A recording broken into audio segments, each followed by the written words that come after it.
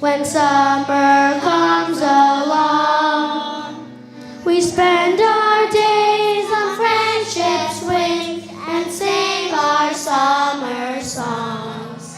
Valerie, Valdera, Valerie, Valdera, Valerie, Valdera, my noodle on my back.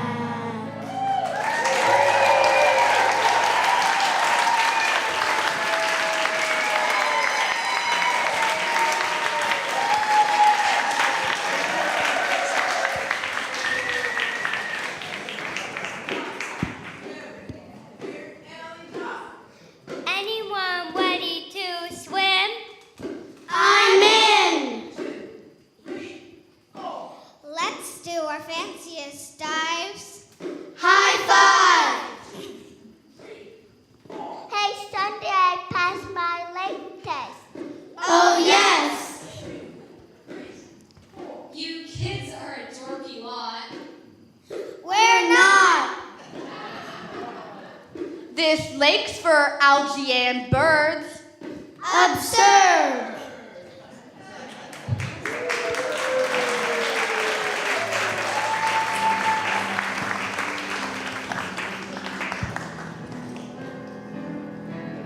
Summertime, and I'm stuck in 3 hours. Ticks are biting, and the pollen count's high. My daddy naps, and my mama does bored stuff.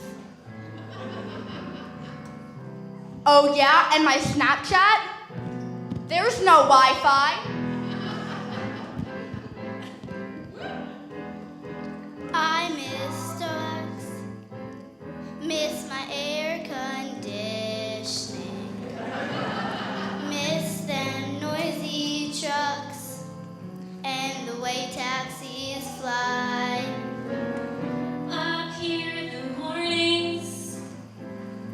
Shout with birdsong and crickets. I need more fresh air? I'm gonna cry! I miss Starbucks. Miss my air conditioning.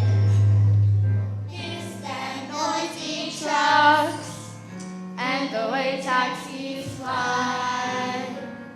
up here the mornings. Shout with birdsong and crickets. I need more fresh air. I'm gonna cry.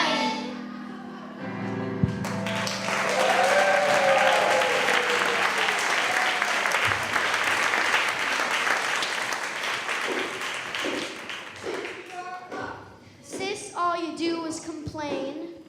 You're lame. I'm telling Mom you're mean. Drama queen. Look, it's your mom and her friends. The end. Must make a lot of noise. Not like little girls and boys. They think they're very wise. No surprise.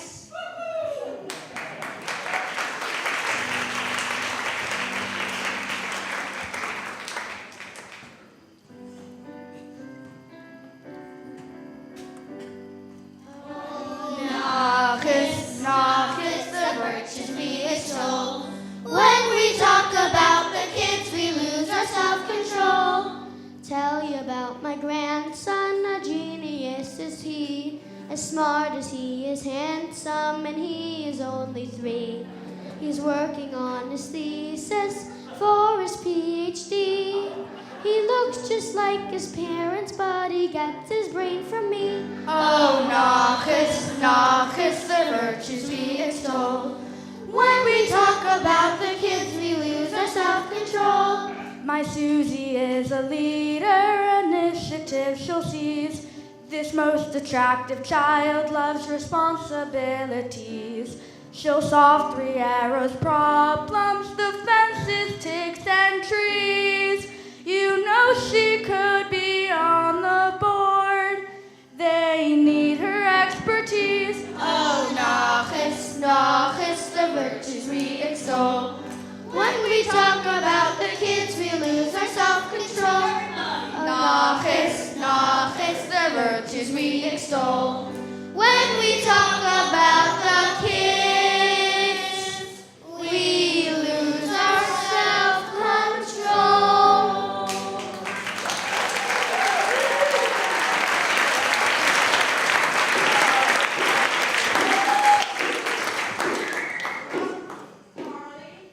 Boy, they what a royal pain. Maybe next year we'll all go to Spain. Let's go to the bar to play. Now you're talking, hooray! Strength in numbers, let's unite. That's right, are we having a fight? We'll help you cross Barker Street. When you're not so grouchy, you're sweet.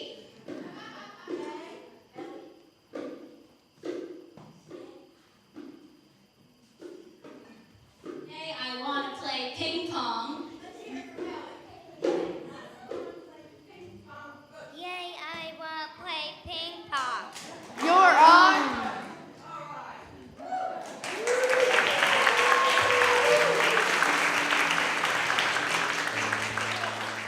Valkyrie.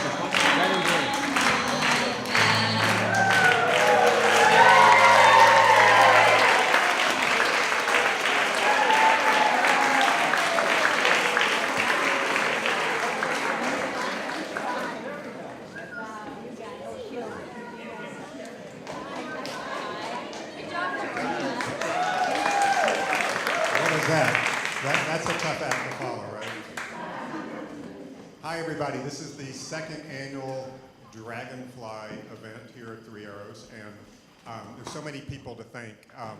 But first of all, I want to thank Judy and Kay for organizing this wonderful kids chorus, and I think that, and Kirsten, and I think there's a little presentation for them.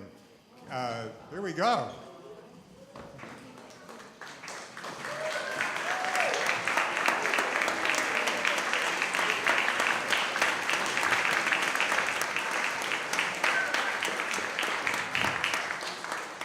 Lee Moore just called me on my phone, but I think that it was for me to remind you to turn your phones off. Is that right? Okay. I already turned mine off, so let's see. Who else do I have to thank? The refreshment committee. You know, we had a little, we blew through the reserve of the social committee budget just for this event. We have hot snacks, we have delicious desserts. You know, we said, well, we got to spend all this money. We had a few $1,000s, and we just, you know, we don't need it now. We got everything figured out last night. But I do want to thank Limor and Amal and Kay and Maggie and Greg and the Gorman sisters for putting this all together, because it's not easy. So thank them. Okay, let's get on with the show here. So this is our second year of doing this, and this year we had an incredible group of storytellers, and I was thinking about it that the stories span about 6 decades, you know, from the 50s to 3 months ago, and they span 3 continents, Africa, the Middle East, the Middle West, that's St. Paul, and the Bronx. They span many different stages of people's lives, from childhood, adolescence, wild teenage years, and middle age and beyond. So we get to see these people at various points in their life. But one thing that the stories all share is that, this is something that just sort of came to me as I was putting the program together, but for each story you see someone that's kind of getting out of their comfort zone, that is a little uncomfortable with something that they're dealing with, and you see how they deal with it and the sort of growth that results from it. So I think that's very interesting, and you also get to see these people that you see every day, and you're going to sort of see them in a different way. So I've been so excited working with our storytellers. I have to do a little scene change here. I forgot. Let's see. I'll leave this bench here. This bench is going to be very important later on. It's going to be a stoop in the Bronx, and it's going to be a fishing spot and a back porch in St. Paul, and I think it's going to be a therapist chair too, but who knows? Anyway, you have to use your imagination. We're going to turn the social hall into a TV studio tonight, and into a hotel in Yemen, and all kinds of stuff. So without further ado, here's our first storyteller, Peter Benton.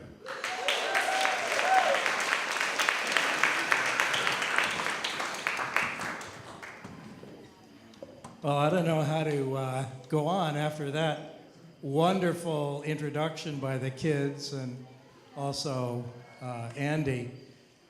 This is a recollection from about 61 years ago when I was 9 years old.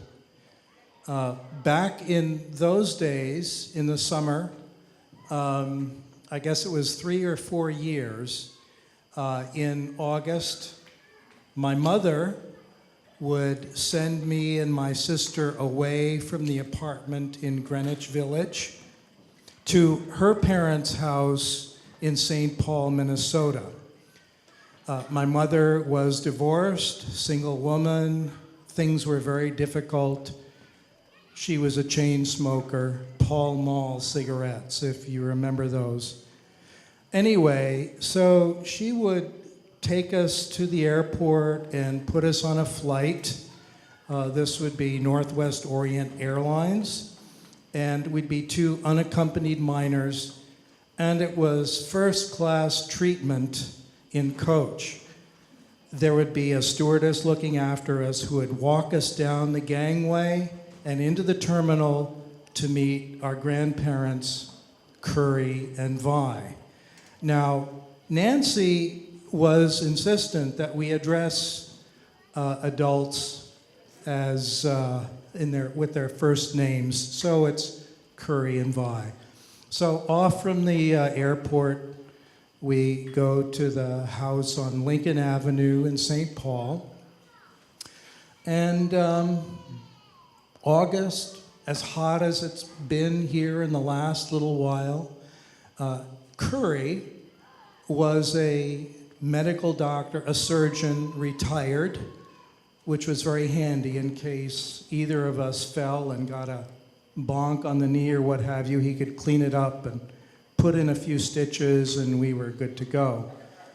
He was also an outdoors person. He would take me and my sister Gata out to fish for trout. And I learned that gentle flick of the rod to get the fly down into that calm spot on the lee side of a rock or a log. And we would come home with plenty of fish. And I learned how to clean them, take off the scales, take off the heads, clean out the insides. And we had some great dinners there. Fresh fried trout, or broiled, or stuffed. In any case, that was good. One of my favorite things to do was to go up to the attic, where there was a sewing machine, which I learned to use. And I would make these pouches and holsters, for the flashlight, for the ray gun, for the Boy Scout manual, because I knew in a few years I was going to be a space cadet, and I needed that equipment.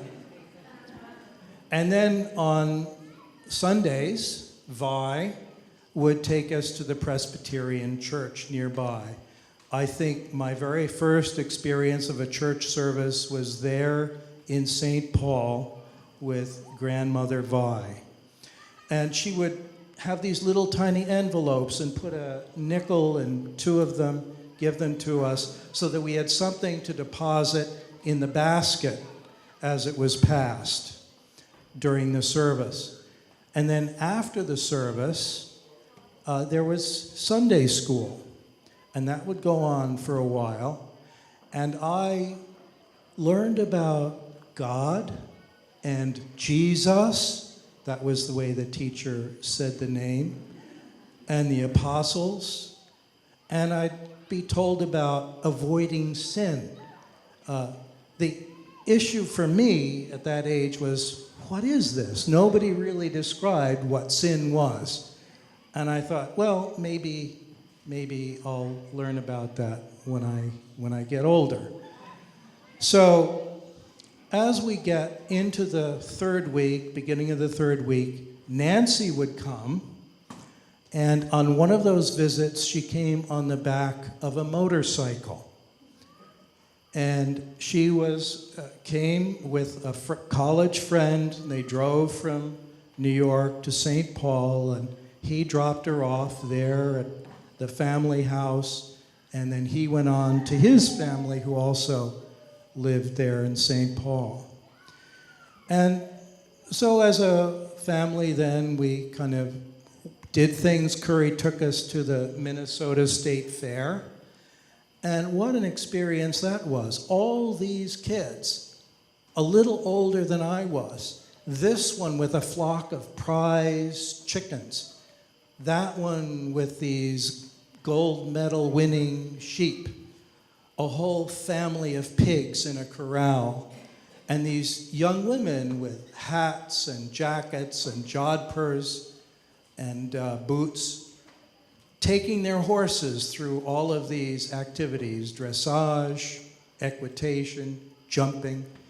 This was a universe that was so different from where I lived back in Greenwich Village in New York City. So with Nancy there, after dinner, Curry would generally smoke a cigar. White Owl was the brand. And he would sit in a horsehair chair in a corner of the living room, or he'd sit out on a porch. So on the particular evening in question, you're wondering, what is this story about? The cigar? On the evening in question, I said, Curry, couldn't I smoke one of those cigars with you? I really want to do that. And he gestured, come close, come close, come close. Bring your ear, bring your ear. And finally I had my ear right next to his mouth. And he said, tomorrow the women are going shopping after breakfast. After they go, we can go out and you can smoke a cigar. Oh, that would be wonderful. But you have to make me a promise. What's the promise, Curry? You have to smoke the whole thing. Sure, I'll smoke the whole thing. That's fine. You have to smoke the whole thing even if you don't like it. That's fine. I'll do that. So next morning, we have breakfast. It's pancakes, scrambled eggs, bacon, everything. The women clean things up. Women clean things up. Anyway,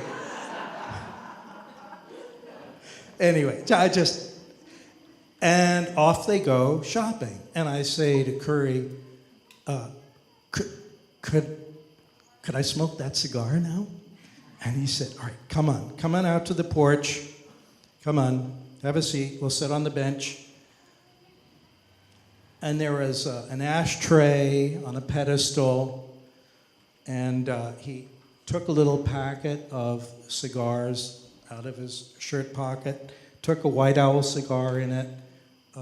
It was wrapped in cellophane. He took the cellophane off, crumpled it up, put it in the ashtray. And then he took out a penknife, and he had the cigar kind of at an angle with the blade there, and he was a surgeon. He twirled the cigar, and a 1/4 inch of the front of the cigar just fell right into the ashtray. Then he said, okay, now you have to learn how to draw on the cigar. Draw on the cigar. What is that? Well, at this end of the cigar, it's like a dome, and there's a hole in the middle of it. Okay, I see that. So you have to put your lips on that, and then lower your jaw, and then open the side of your mouth, and raise your jaw, and whatever you brought in goes out. Now, when this is lit and there's smoke, you don't want to inhale the smoke because that's going to make you cough, and you won't like that. Okay, Curry, okay. So why don't you try drawing a little bit? So what do you think about that? It's fine. It's a kind of an earthy taste, and it's almost like chocolate and molasses. So that's not so bad, right? No, it's fine. All right, so now let me take out a lighter, and we'll light it up. And when you do the drawing, the flame is going to get drawn to the end of the cigar. It'll start to turn red. And after you do a couple of draws, it'll be red enough that I can put the lighter away. Okay, so sure enough, the flame comes up, lights the end. Curry, it's just air. I'm not getting anything. The flame is there. What's going on? He said, it takes a while for the smoke to come through the cigar. Okay. I tasted a little bit there. Keep going. Some more. A big plume of smoke comes out of my mouth. Curry, that tastes awful. How can you smoke a cigar? And he said, keep going. And my mouth is filled with saliva, and there's water coming out of my eyes, dripping from my eyes, and he takes the ashtray and he said, here, spit the saliva into this. Okay, take some more.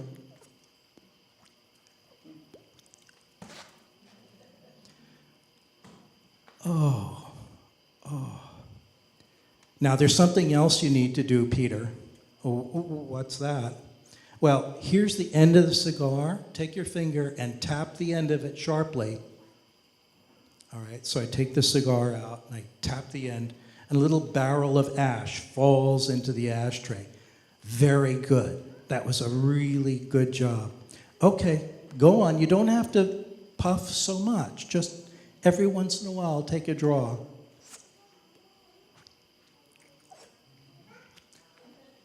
To spit again because there's so much stuff in my mouth. And then I take the cigar and I put it in the ashtray. And I put my head in my hands, my elbows on my knees, and I'm rocking back and forth. And then half of my breakfast. The other half of my breakfast. And then a dry heave. And 3 or 4 more dry heaves, and that's kind of done.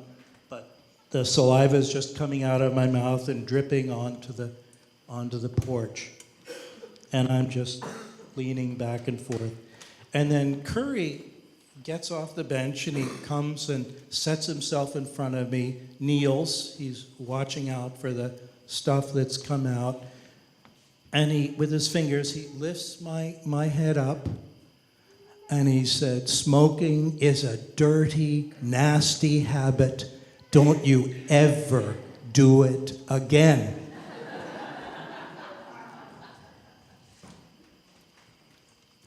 So that was over 60 years ago, and I have not become a smoker.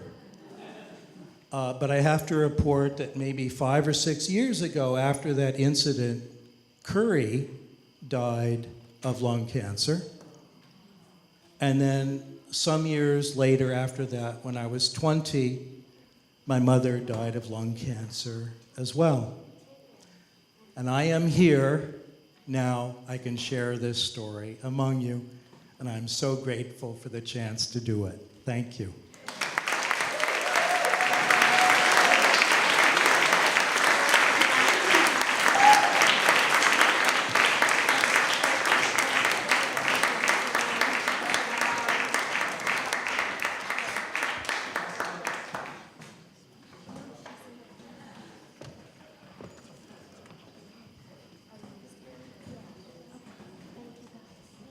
Hi, everyone.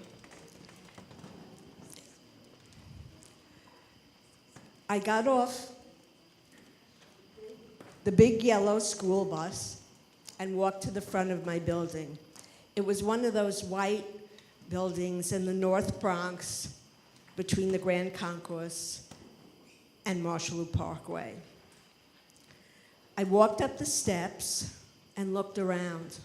No one was waiting for me. Terrified, I sat down on the step and cried. I was 3 years old. One by one, the mothers who lived in the building came by after picking up their children after school. They looked at me, sitting there crying, and continued. The next one, and the next one, and the next one. They looked at me and went straight into the building. Finally, after what seemed like an eternity, Ruth, a friend of my mother's, came by and said, "Carol, what's wrong?" I said, "No one picked me up," I blubbered. "Well, come with me," she said. It wasn't until later that I realized why the women avoided my mother. And that was because they felt she looked down at them. She was very proud at having a career. Okay.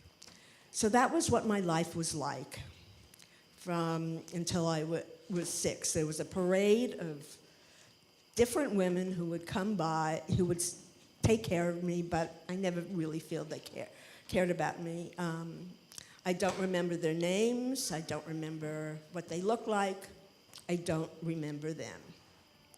When I was 6 years old, around bedtime, my mother came into my bedroom and introduced me to a woman named Mamie Durante. She was going to be our housekeeper, and she was going to make me lunch and pick me up after school, and I wouldn't have to be worried about being left alone anymore.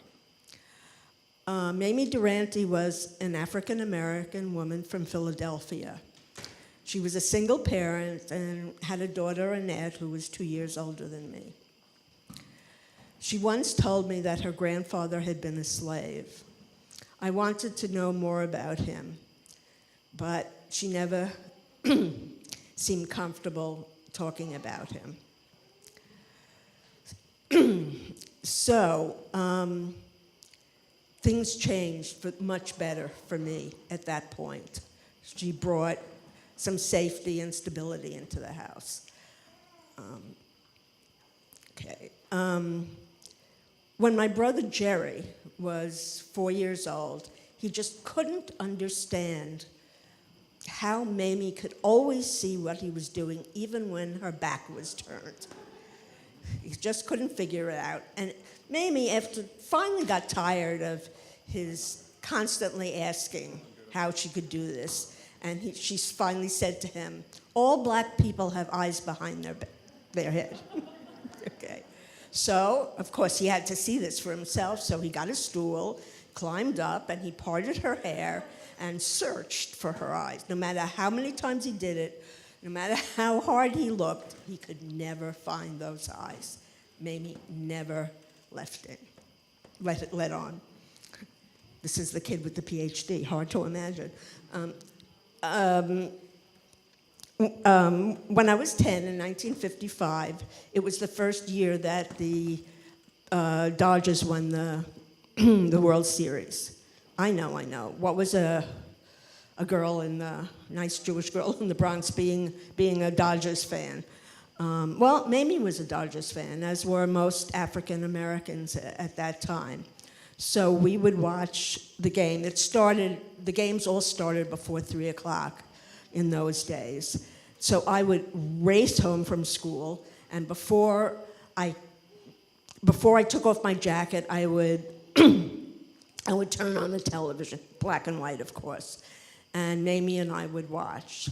And I don't remember much of those games, but I do vividly remember that last moment of that last game, of that last out, when Pee Wee Reese, the catcher, ran to the mound and picked up Johnny Padres, the pitcher, in his arms. Mamie and I started shrieking and jumping up and down and hugging each other. What a glorious moment, just pure joy. Okay. Around that time, I had been asking Mamie if I could visit her in her apartment. I was curious about what it was like, and I also wanted to see Annette. Annette didn't like me very much, understandably, because she would come home after school every day to an empty apartment, and Mamie would be off in another place taking care of another child. And she would also come home and talk about her day, and what was her day being with me. It was unfair. So Mamie and I got off the bus, and we got to her building, and we went to the basement apartment. It was dark, and all the colors were muted. The furniture, the drapes, I don't remember seeing windows. And I started to think about how poor she really was. She asked me if I wanted anything to eat, and I said yes. And she had once brought Spam to the house, and I actually had liked it. And so I asked for a piece of Spam, and she heated it up. But somehow it tasted completely different, and I couldn't eat it. And Mamie got really upset with me. And I said, "Can't you reheat it?" She said no. I still have shame for that moment that I've never forgotten. Mamie called my parents Mr. and Mrs. Rosenberg. So my father always called her Mrs. Durante.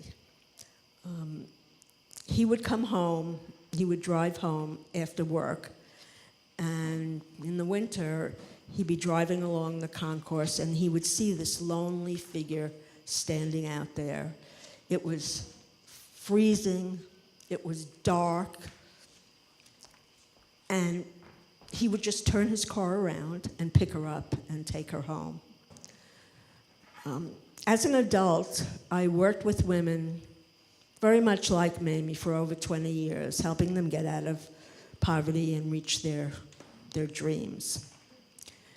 Mamie had a really hard life, but she had great strength and pride, and she brought stability, safety, and affection into my life. I'm always grateful. Thank you.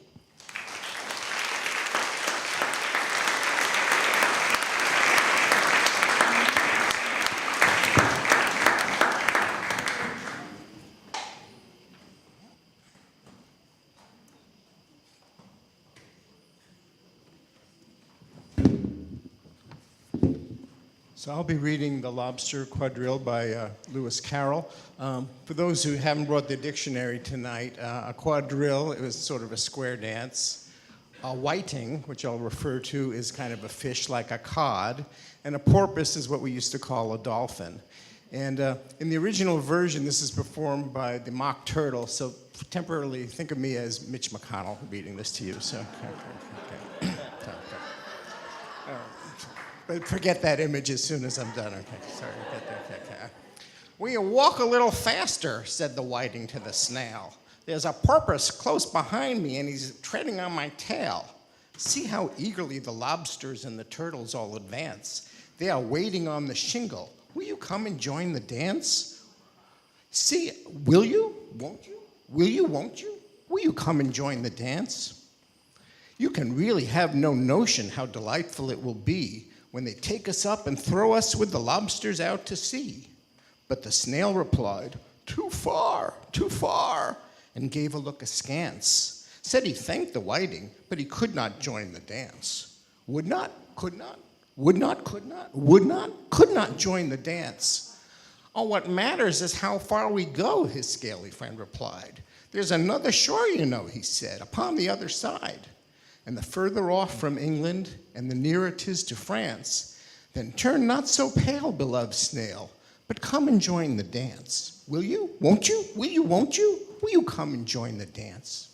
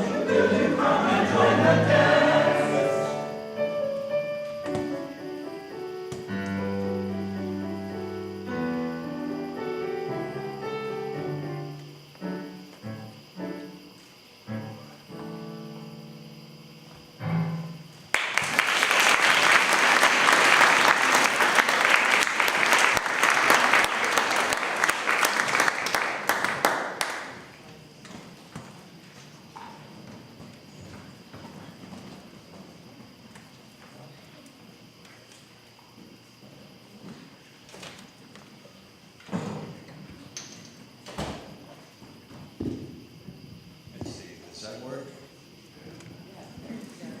Must be better. Anyway, good evening, everybody.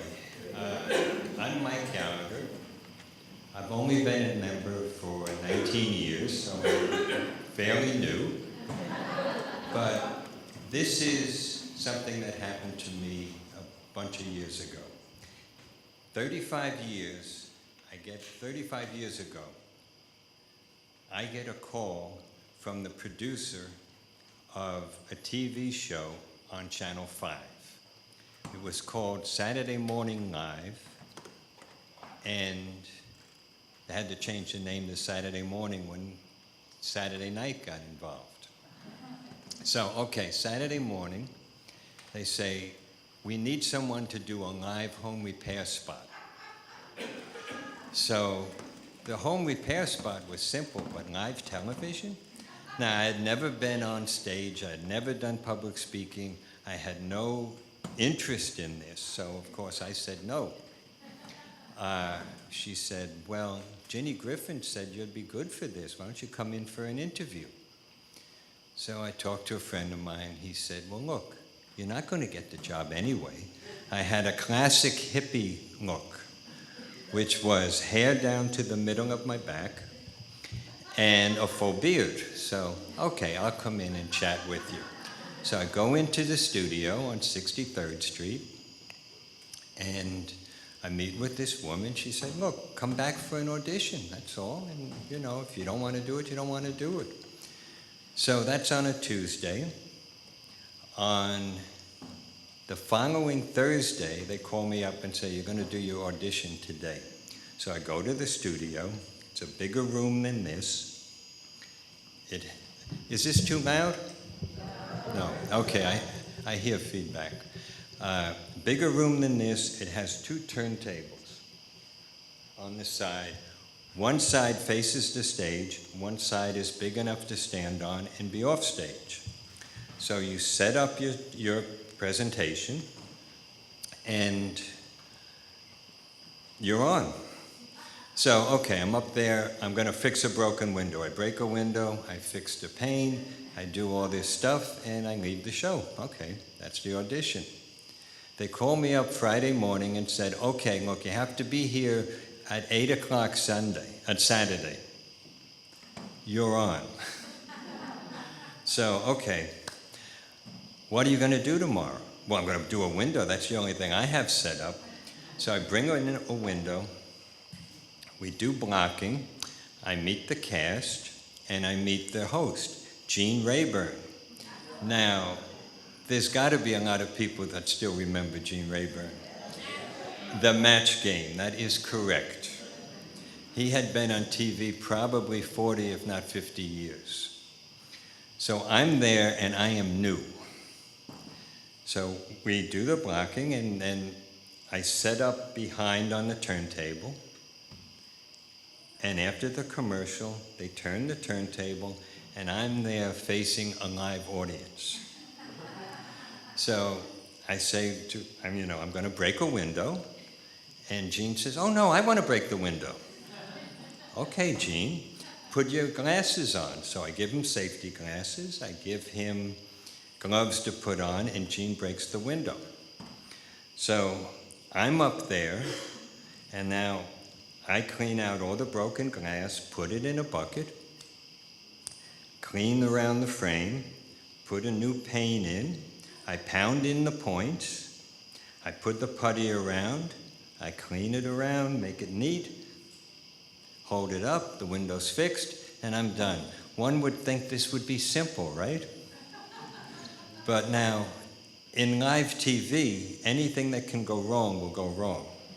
This show went good. When I was doing electricity, I got shocked.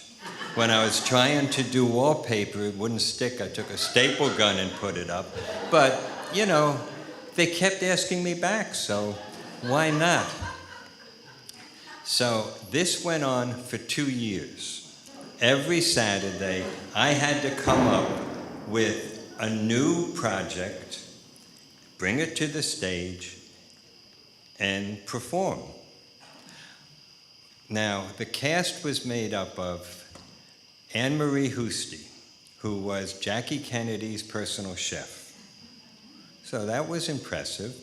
She invited us many times to black tie dinners in her dining room, to the point that I bought a tuxedo.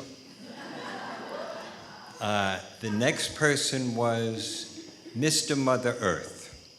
Now, there was Mr. and Mrs. Mother Earth, but Mrs. Mother Earth left. And now Joel was just doing plant shows in New York City. There was someone doing pets, Warren Eckstein. There was Ruth Katz doing arts and crafts, and Cindy Piccoli did fashion. And we would meet, and we did really get along. So the show did come across genuine. So after 2 years, Rupert Murdoch bought Fox, canceled our show, and put on movies. Now, what I got out of this show was the fact that my mother stopped asking me, when am I going to get a job? And she was also very proud of the fact that I could use my adverbs correctly. And Anne Marie did a sit-down dinner for 80 people for our wedding, as long as I invited the whole cast. Okay. Thank you.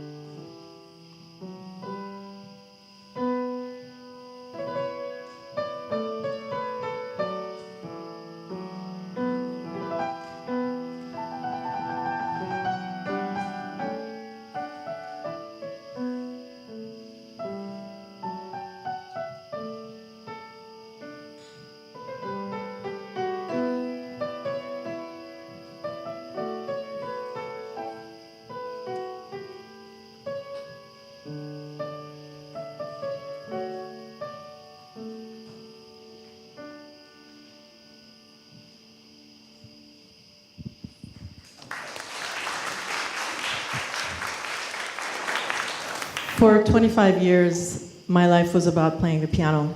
And this story is about how I came to realize that my life was going to be about something else. So it's the summer of 1978, actually early fall. I had just turned 16 in the summer, and in September I went to college, and I went to Juilliard, the Juilliard School. I was one of the youngest people to ever be admitted. And I was extraordinarily proud, and so was my family, and this was a big achievement.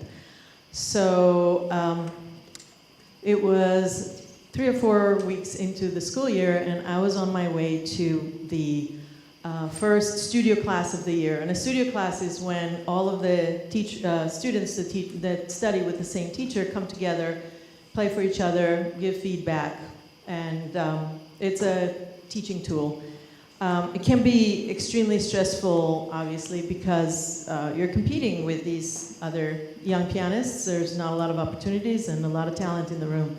But I wasn't nervous. It was all good. I wasn't playing that day, so it was just a delight to be in the company of this extraordinary cohort.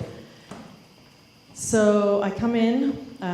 The teacher is there, Mr. Joseph Rafe. He's a venerable teacher. He's in his early 70s. His lineage is very extraordinary because he, as a teacher, goes right back to Beethoven. He studied with Schilotti, who studied with Liszt, who studied with Beethoven. So he has quite a big studio, maybe 20 or 22 kids.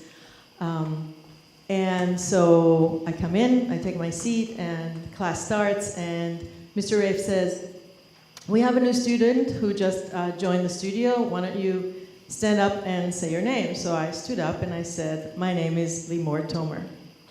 And someone said, "That's a pretty name. What does it mean?" And without missing a beat, Mr. Rafe said, "It means aphrodisiac." And the place fell apart. Everyone was laughing hysterically. Now, I had no idea what the word meant. I was trying to parse it. I thought maybe it had something to do with hair. I just was completely confused and mortified. Got through the class, went home, looked it up in the dictionary, and that's when I knew my life was not going to be so simple at Juilliard. I had 2 lessons a week, Tuesday morning and Friday afternoon. The Tuesday morning lessons went as you would expect, working on technique and musicality and developing my abilities as a pianist. Friday afternoon was a little bit different. I would come in and Mr. Rafe would already be quite expansive, relaxed. The scotch would be on the table. And he would say, "What are you bringing today?" And I would say, Mozart Sonata, Schubert, whatever I was bringing. And he said, "All right, let's hear it." And I would start. And using the eyes in the back of my head, I would track his every movement. And eventually, he would get up from the couch, and I could hear him coming towards me. And he would come towards me, and eventually he'd be standing right over me, right at the piano bench, and then he would put his hand on me. So sometimes his hand would be on the back of my neck, and it would be there as I left my body, floated up to the acoustic tile, disassociated from my body, and continued to focus on the music, the rubato, what I was trying to say, keep track of the form of the piece, keep track of the fingering and everything that was going on in the music while the body was down there dealing with what it was dealing with. And I got quite good at disassociating.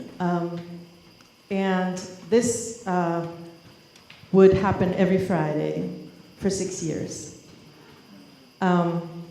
Depending on what piece I was working on, he would react, depending on where he was in his consumption of scotch or how he was feeling that day.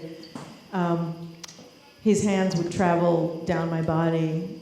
If I was playing Mozart Concerto, Kerschel 488, his hand would be on my lower back, massaging my lower back.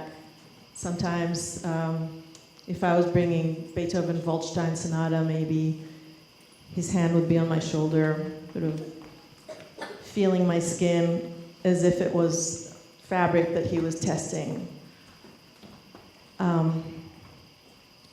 Schubert, impromptus, his hand would be on my thigh. Chopin, Barcarolle, his hand would be on my breast. And to look at it from his perspective, I believe that he thought he was not really, he was just having a little bit of, taking a little bit of enjoyment, an old man having a little solace. And compared with what else was going on in the school, it was quite harmless. I mean, teachers were demanding full-on sex with their students. Both the boys and the girls were exposed to this regularly. The administration, of course, was very much aware of it, and no one did a thing. Now, in my case, I could not bring this to my mother because my mother was determined that I was going to be a pianist, and she relocated our family. We immigrated to New York so that I could pursue my studies. And her response to everything was, keep your mouth shut, keep your head down, and work harder than everybody. And that's what we did, and that's what I did. By the time I was in my early 20s, I had gotten myself to the point where I said I'd had enough. And I closed that piano lid, and I walked away. The effect of those 6 years is with me every day. When I hear the music, it brings the feelings right back to my body. It's all in my body, like an old chemical burn. You can still feel it, very much so. I'm extremely lucky that I was able to find a way to make a career and stay with music. I gravitated towards new music, music that's being written today by living composers, music that I have no baggage with. And I put this away. I closed it, I put it away, and I never talked about it to anyone until this past year, when two things happened. One thing that happened was the Me Too movement happened, and it was the first time that I heard that it wasn't my fault, that I didn't somehow bring this on myself, and that I had a right to speak up.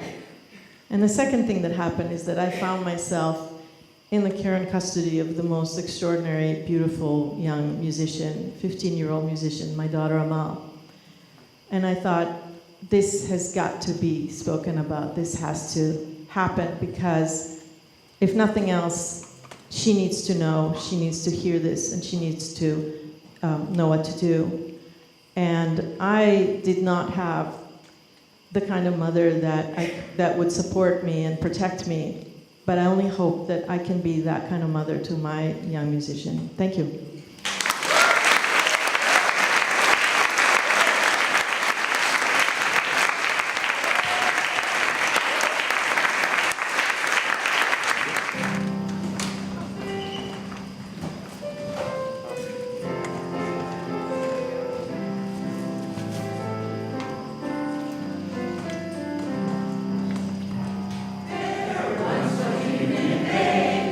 Never was afraid of losing.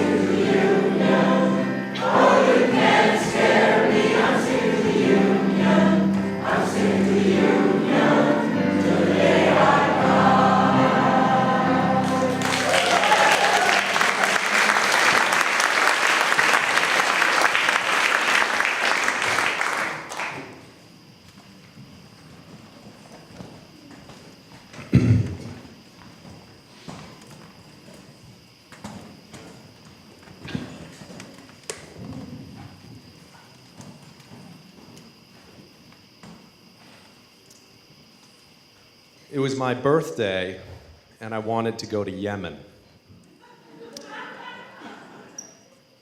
My friend said, "What, are you crazy? You're going to get kidnapped." The war on terror had been going on for almost 10 years, and I wanted to get there before the US bombs got there. I traveled extensively in the Middle East in 2000. I'd hung out with Hezbollah in South Beirut. I'd met an entrepreneurial rug dealer in Aleppo who quoted Oscar Wilde and sang show tunes and wanted to immigrate to the West Village. And I wanted to get to an island called Socotra off the Gulf of Aden, a mythical place where 2/3 of the plants and animals are endemic. It has an alien-like topography. It's a haven to Somali pirates, and it's home to the mythical dragon's blood tree, a tree with sap that is blood red, which was an ancient cure-all, also a dye used in makeup in the ancient world. It was a coagulant. It was highly valued, along with frankincense and myrrh, by the Greeks and the Romans. When I was in 9/11 happened, and I was a bartender in New York, and I saw the drumbeat to war.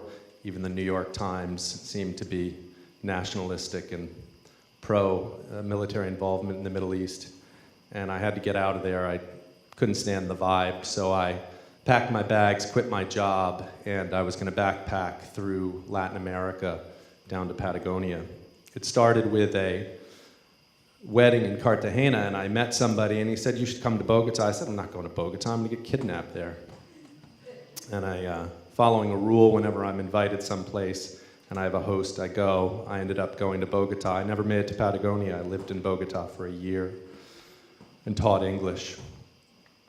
And so the trip from the Yemen trip was going to start in Turkey, and I was going to go overland down through the United Arab Emirates, Oman, into Yemen, on over to Djibouti, Ethiopia, and end in Rwanda after going through Uganda.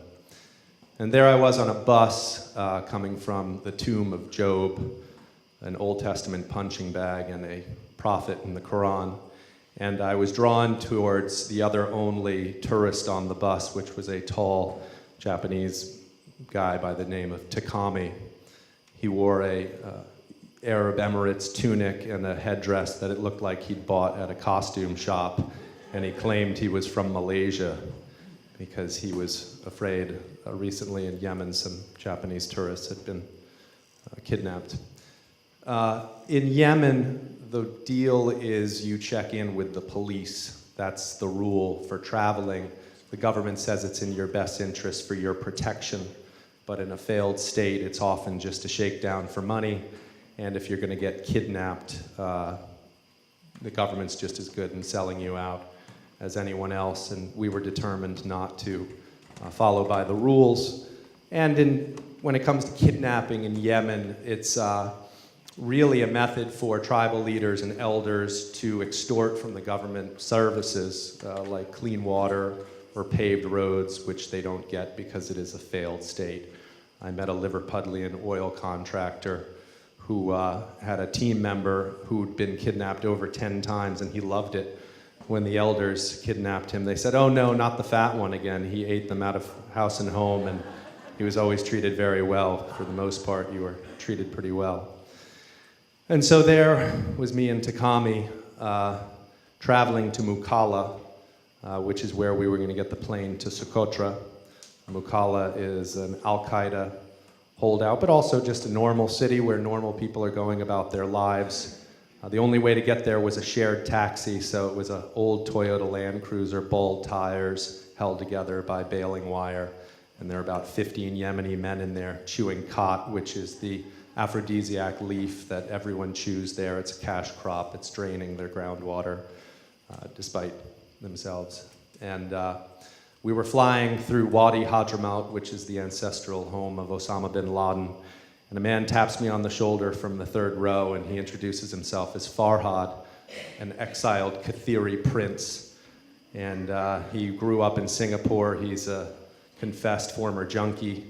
He rants against the police and don't ever give the police any money. Don't ever talk to the police in this country.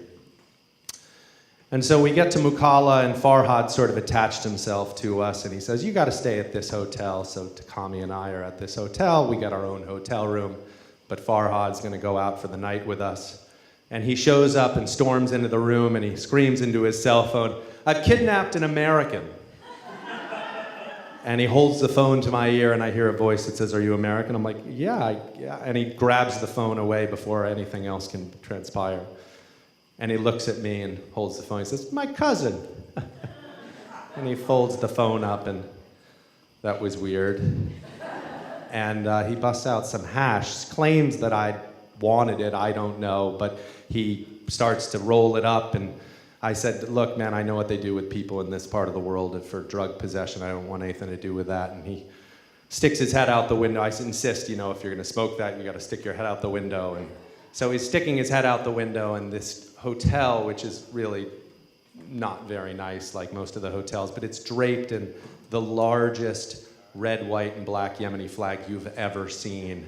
And he's sticking his head out and smoking this joint, and I just have a vision of this flag going up in flames and them coming to get us. And so I look at Takami, and Takami's like, you've got us into this. You've been talking to everyone you come across. You got to get us out of this. So Takami and I hatch a plan. We're going to get away from Farhad the following morning. So we pack our bags. We start to tiptoe out the lobby, and the night watchman is prone, sleeping in front of the exit, and we have to go through him, and we wake him up, and he hands us a note, and it says, the police are coming for you, don't give them any money, signed Farhad. And I think, how did Farhad know we were leaving? Where's that hashish? What's going on?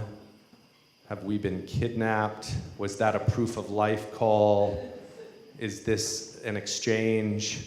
And so we have to get out of there, and the hotel manager won't let us leave until we're brought to the police station, because you cannot travel from place to place until you've checked in with the police and gotten the proper paperwork, and he's not going to let us out of his sight until he's handed us over and he's done his job.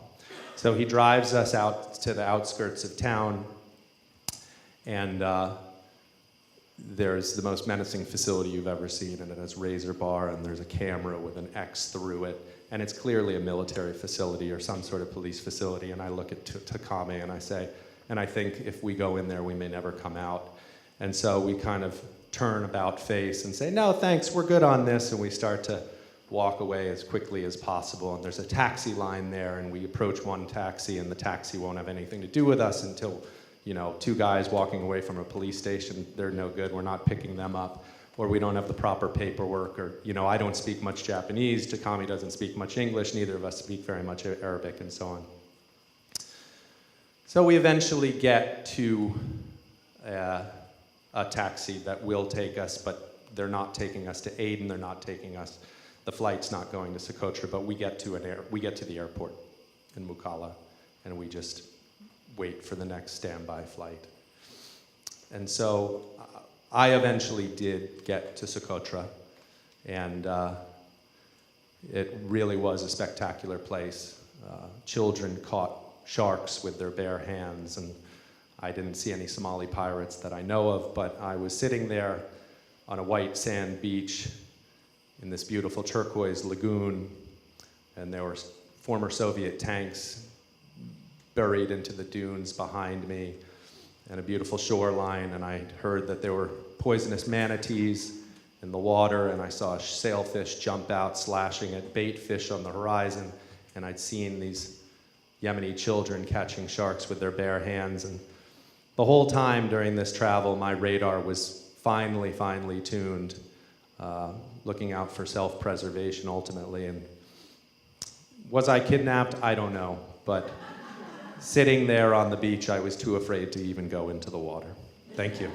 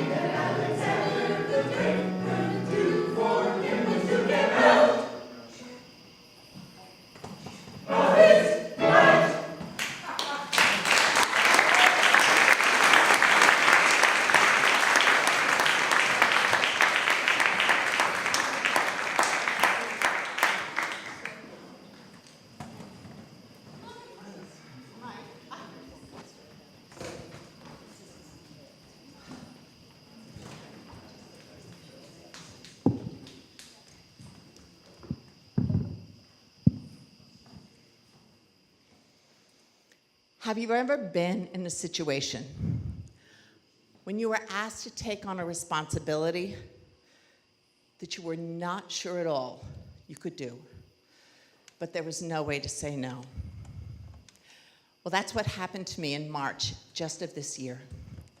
I was in Kenya on the Masai Mara. I was on safari, and someone heard about my work and came to me and said there was a little baby, a little Masai baby, who had a cleft. And I said, I'll go to the village. They were going to bring the baby to my safari lodge, but I'd learned. I said, I'll go to the village. So my driver was my guide. He took me around to the different game reserves. And he okayed it. It was only 15 minutes away. So we drive to the Maasai village. So in the Maasai village, the center of the Maasai village is a big circular corral. But this corral has about 10-foot-high planks that are thick, and they're right next to each other. And the reason is there's many lions on the Masai Mara, and in March especially, it's a time when the lions are very hungry because all the wildebeests are in the Serengeti. So I arrive at the village, and then I see the house where I'm going. And a Maasai house, they're all the same too. They're about 14 feet square. You go in the front door, you walk 2 steps, and then you take another step or 2. And then there's a bench, sort of like this, except it's only about 12 inches off the ground. About 24 inches in front of you is an open fire where wood burns, and that's the kitchen. To the left is a bed, and to the right is the other bed. And there on that bed was the mother with a big smile on her face. And in her arms was a blanket. And when I moved the blanket aside, I could see that there was a baby there, and the baby had a cleft lip and cleft palate. So cleft palate, well, we'll go on. The mom said that she had not been able to express enough breast milk. And they took the baby to the Maasai clinic on the Masai Mara, and the Maasai clinic had given her a tin of baby formula. Well, the baby formula is a very short-term solution because it's $14 a can, and the Maasai don't have running water. And so they would have to take water from the barrel of rain collected and boil it, and then put it with the formula and give it to the baby. The family couldn't afford to buy another tin of baby formula. So by the end of that week, the mom was producing even less milk because the baby hadn't fed from the mom. So I asked the mom to come out and talk to me and let me see her. I've worked with a lot of babies born with cleft palate.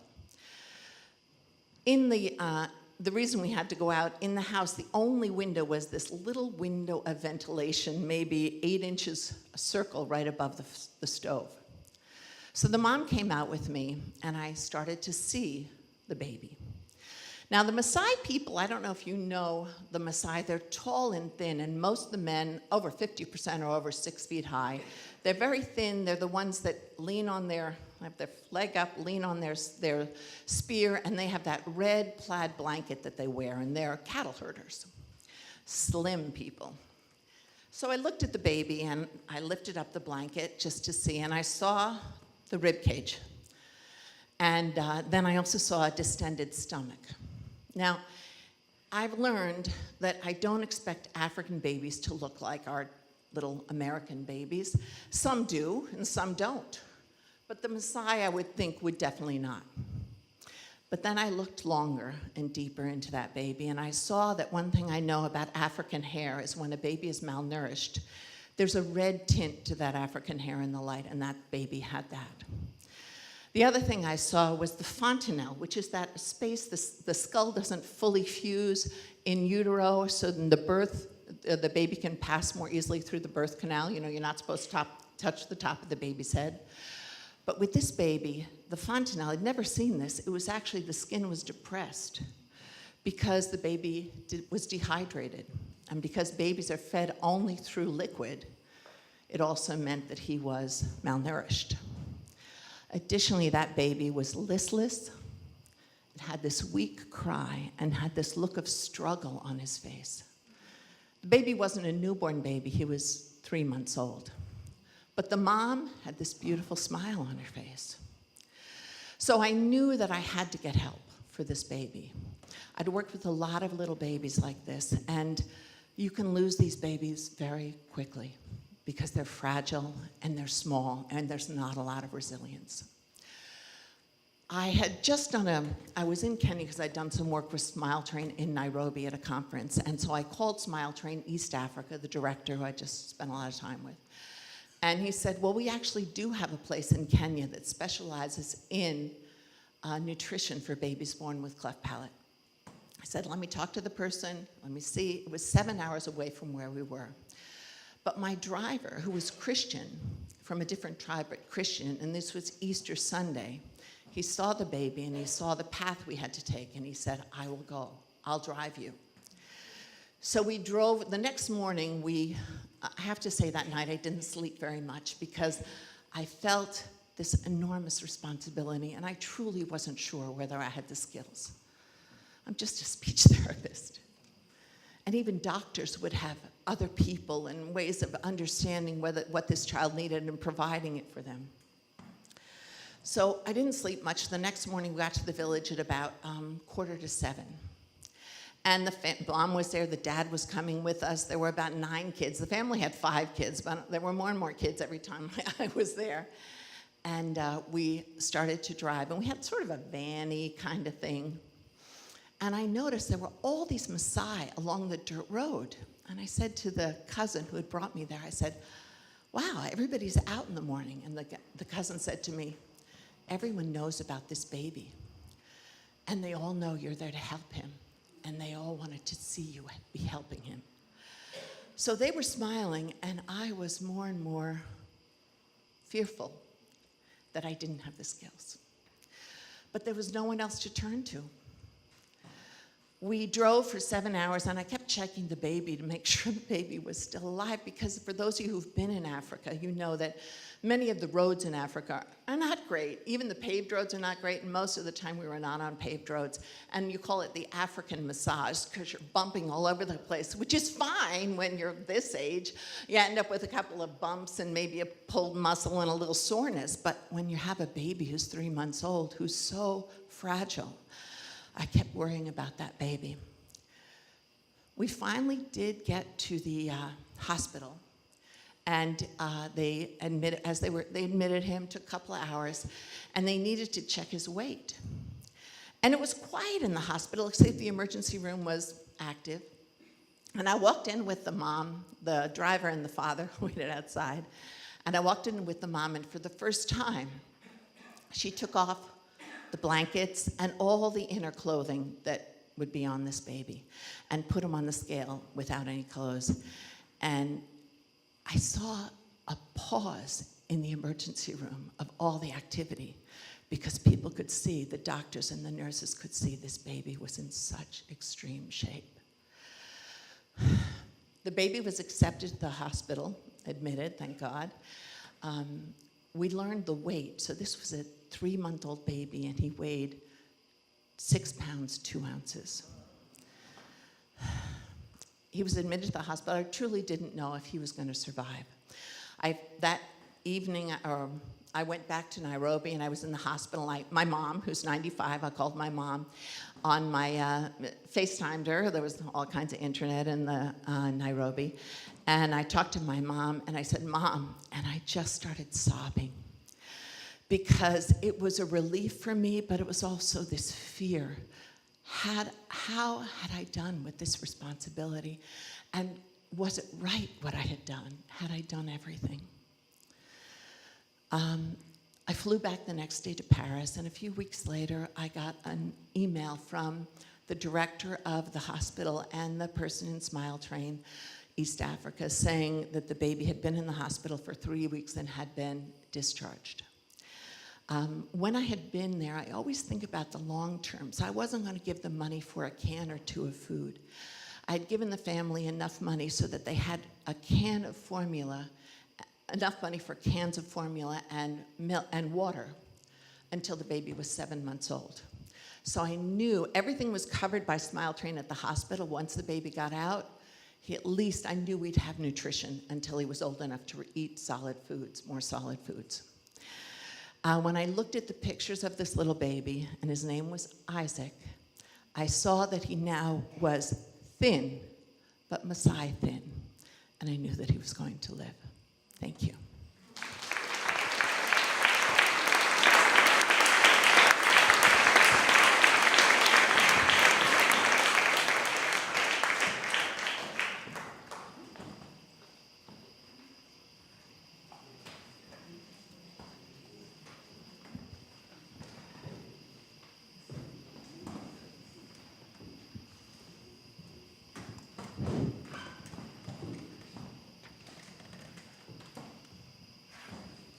Hello. Hi. When I was 40 years old, or almost 40, a good half of my life, I decided I wanted to become a psychoanalytic psychotherapist and went to an institute which I thought was very rigorous and taught both psychologists and psychiatrists, as well as social workers, which I was, how to become a therapist. It was a rigorous program.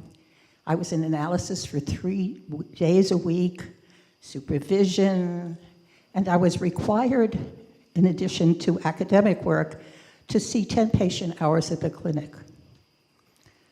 The 3rd year, I'm in the institute, which is a 4-year program. I'm assigned Paul. We get face sheet data. You know, the psychiatrist first interviews the patient to see if they can be seen by the clinic for psychoanalytic psychotherapy. Paul is 25 years old, has bleached blonde hair, rather effeminate manner, witty and articulate, Jewish, and gay. They say homosexual then in those days. And there's data about him, his problem. I get myself into really difficult situations, and some friends of mine who I work for have suggested that I come to this clinic to get my act together. I was drinking and drugging, but now I'm not, but I owe a lot of money because I have very good taste and I like to buy things. My family is wonderful. My father is an intelligent, articulate, witty, conservative man, an interior designer, of which Paul is also. And my mother is a beautiful person. The only person who is a problem is my sister. She's really not very nice. She only cares about herself. We were both adopted. This is when I finally meet him, and he tells me, by the best Jewish adoption agency in the area that I come from. We decide we're going to work together. And I see him for 3 years, 2 years of which I am still a student at the clinic, and 1 year of which I'm in private practice. He lies down on the couch in a very elegant position almost sometimes, and recounts to me his life. We uncover, understand, but he's really not forthcoming, but reluctantly forthcoming. And his family is not so nice, as we begin to discover, or at least admit to. His father has told Paul, I'm as gay as you are. Go off to fairyland when Paul wants to follow his lover to New York City. It's a terrible lifestyle. No good will come of it, and I certainly won't support you. His mother, when his father called, the family calls every week, and they speak on the phone. The mother is almost not there, and the father then proceeds to monopolize the phone discussions every week and regale Paul with his possessions and his work, and still not supporting Paul in any way. Paul meets Philip, a lovely young Hispanic man, at a party. They get together, they move in together, they move out, they move in together again. And Paul decides that he is this lovely young man who he is very critical of. He says, Philip is not very sophisticated. He said, I, after all, belong to the Book of the Month Club. And Philip is a more humble sort of creature, but I am going to be his mentor, and he is going to be his mentor. He's going to be his paternal figure as well as his lover. His family hears about Philip. His father seems pleased. Paul has gotten his act together. He looks sort of preppy. He says goodbye. I continue with my career. By this point, I guess over the years, I develop a practice in Brooklyn and Greenwich Village. I go through the group therapy training program, and I train psychiatric residents at a Brooklyn hospital in how to do group therapy. I'm teaching. I have a group of therapists in the clinic who I'm supervising. And now it's 1990. And AIDS is in the air, and AIDS is killing people all over the place, and I am in Greenwich Village. There's a wall up in Greenwich Village of all the people who they're outing and not outing. It's a desperate time for many gay people. I know some gay therapists. They are burning out from treating people who are dying. And people who are gay are going to memorial services all the time. Hello, says Paul on the phone. I hear from him. It's 1990 now. I want to come in and speak with you, Judy. I have AIDS. I think I can feel much better because I'm very tense, and maybe if we talk about my problems, I'll feel better. And I say, okay, come on in. And he comes, and he has gray hair. He's 35 years old. He's gaunt. He's dressed very properly. He tells me he's still with Philip, but is on leave from work. Philip and he are both working in the same company. And Philip, he says, is doing his job for him until he can return. We agree on a price where he's going to come in and the fee he's going to pay me. About 3 days later, I hear from him. Judy, I'm sorry, I can't come in. In the taxi home, I lost control of my bowels. This is a very fastidious man. For anybody, it's a horror. For him, and he's a lot sicker than I have acknowledged when I'm with him at that first meeting, or he's acknowledged with me. He had to take a cab back and forth. So when I'm listening to him, and here I am, this glot kosher analytic psychotherapist filled with boundaries and you're not touching patients, and there are not a million, but there are many rules that we're told to follow. Don't get involved, and if he's canceling, it's resistance. And it sort of goes out of my head, and I say, Paul, do you want me to come visit you at home? He said, really? You want me? I said, yeah, I'll do it. And so I go to his house, and I see him for about 1.5 years. The check is always waiting. There's a glass of water for me. He lies on the couch. At the beginning, he's wearing his regular clothes. After a while, he's wearing his bathrobe and pajamas. I think by the end, he sort of manages to get into pajamas as we're winding down our work. He complains endlessly about Philip, till I finally talk to him about it and say that he's being merciless. And he admits in a way that he would not have admitted during our first sojourn into therapy, that he is very envious at this point of Philip because Philip is working and doing the things that he's wondering if he's ever going to get back to. He goes to work to visit one day. They ignore him. His bosses are not even there to see him, even though he has told them he's coming. His parents do not visit him. he comes home. I mean, I'm adding that sort of just to give you an idea of the kind of isolation this man is feeling, which I think is not unusual for many of the patients who had AIDS at that point. And he cries during our session when he tells me about it, and I hold his hand. He comes to tell me that Philip is a good man after all, and he's had the love of a good man. My next breach, I buy him a birthday cake. It's his birthday. I'm going to his house. And so I go to Balducci's. Do you all know what Balducci's is? Yeah. I buy an expensive, beautiful cake. And he says, wow, and likes it very much. And as I'm leaving, he reaches out to hug me. I love the cake, he said, and I love you. Thank you, I said.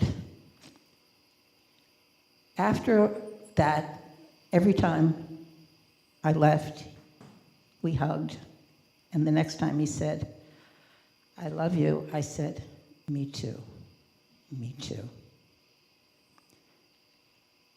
It comes now to be August, and I, as this therapist, as many of you know, go on vacation because it is my privilege as a full-grown therapist, or so I think. And I go to Italy. And in Italy, I visit the Pope. A lot of people can visit the Pope. It's not like, an individual audience. There's a large group of people and pilgrims. And the man who is the aide to the Pope, as the Pope passes around, and I did mention that he looks a bit like my Polish grandfather, the Pope, a small Polish bald-headed man. My grandfather was a small bald-headed Polish man. And I take this card, and the next time I see Paul, which is at the end of August, I give him this card. And he says, maybe I don't have to pay you this time. And I say, all right. And it proves to be the last time I'm going to see Paul. About a few days later, Philip calls and says Paul's in the hospital, and he's going to go. They give him morphine, and the morphine sort of sends him on his way. I speak to Paul. How are you? How are you feeling? Okay, it's a beautiful hospital. They have excellent service here. And he dies the next day. And I am very sad, and I mourn. And what can you do with that kind of sadness?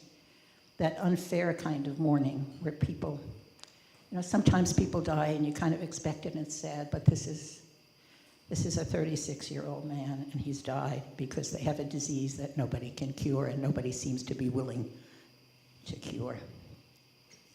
And so I march, and I begin a group with a gay colleague, and we work with AIDS patients. And I go to a group to help people who are working with AIDS patients.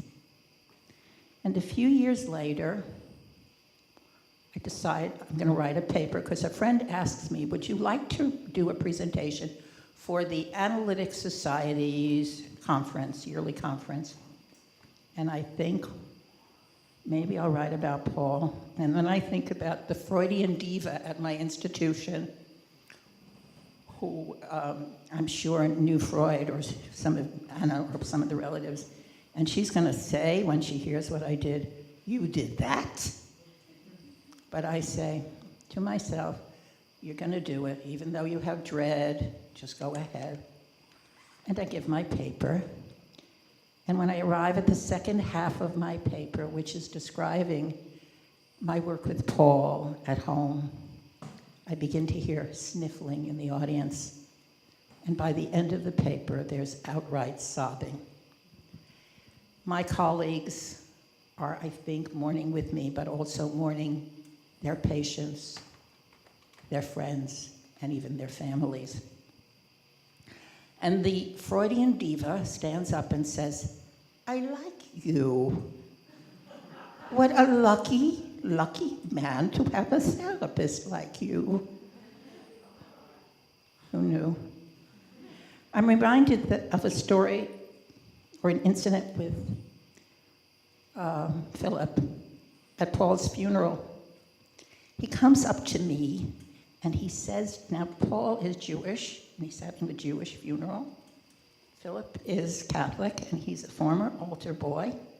And he tells me he's taken the card that I gave from the Pope and some other religious paraphernalia, and while he's dressed Paul for his coffin, he slipped it into his jacket pocket, the Pope's picture. He said, Judy, and I say, we do what we can. It's not kosher, perhaps, but we do a lot of things that aren't kosher. We try our very best. We can only do that. Philip dies, this charming, handsome, delightful young man dies 2.5 years later. And his therapist calls me, who sort of figured out that I'm the lady who visited Paul all those years in his house, although I'm not talking about him. And we go to Philip's funeral together, and we cry our therapeutic eyes out. Thank you.